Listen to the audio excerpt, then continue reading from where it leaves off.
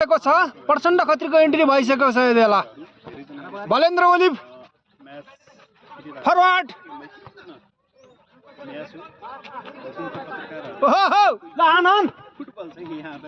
अब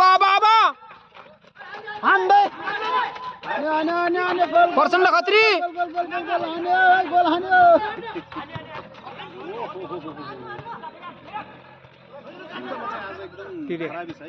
हान्यो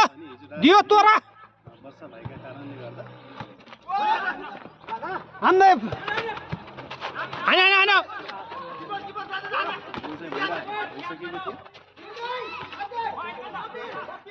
हो यस्तै नै हान के पेल्दै जाऊ परवीर यो म्याचमा 2 गोल गरेका परवीर सर पनि खेलिरहेको छ भुवन केसी ल है भुवन केसीले एकदम गोल गरिसकेको अवस्था थियो तर उहाँले सक्नु भएन उहाँ रुकुमको भुवन केसी हो फेरि तपाई चाहिँ चलचित्र क्षेत्रको भुवन केसी भनेर नझुकिनु होला दिनेश सेन्जर त रुकुम पश्चिमको एउटा नाङ्गे खेले नि हुन्छ के फरक पर्दैन केसी हुनुहुन्छ यो च्यान चाहिँ के भएर किपर उस्तै भयो नि त झुकिने भयो के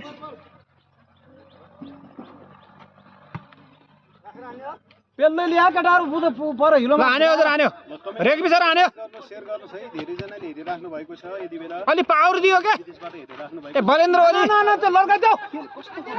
लड्का तपाईमा हुन सक्छ आज त्यही उत्सुकता मेटाउनको लागि रुकुम पश्चिमका पत्रकारहरूले मजाले यो पराठाको मैदानमा प्रवेश गरेर मैदानमा नक्कले कमेन्टर धेरै जना जोडिनु भएको छ now invite baby press welcome है ल है मेरो ल ऋषि फ्रेन्ड हो उहाँ पनि जोडिनु भएको छ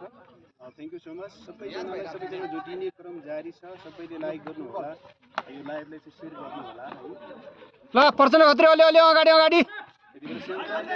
दे ल अहिले चाहिँ खेल प्रतिस्पर्धात्मक छ है साथीहरु एकदम प्रतिस्पर्धा पर्मा बिगारेको अगाडि अलि मच्यो